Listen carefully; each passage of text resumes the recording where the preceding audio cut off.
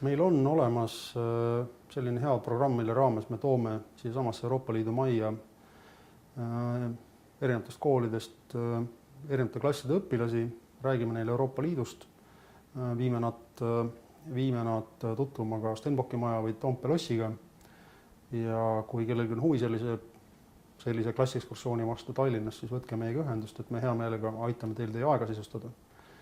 Aga meil on olemas ka näiteks väga head arvutimängud, milles siis pannakse erinevate mälumängude formaadis laste ja õpilaste teadmisi proovile.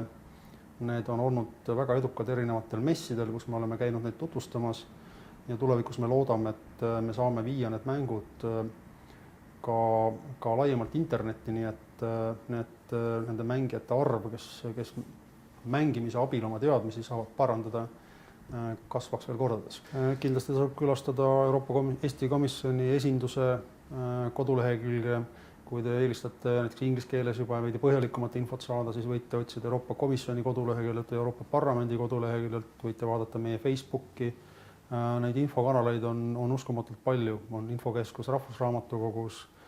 Usun, et leiate kindlasti midagi, mis teile sobib. Ma panen südamele seda, et Euroopa Liit on tegelikult selline organisatsioon, mis kujundab väga palju ja veel väga pikka aega eestlaste, soomlaste, sakslaste, prantslaste, hispaanlaste, horvaatide elu. Nii et kui te olete praegu koolipingis, siis on väga mõistlik endale selgeks teha, mis Euroopa Liit on, sõltumata sellest, kas te tahate saada tulevikus põllumeheks või kunstnikuks või inseneriks või autojuhiks.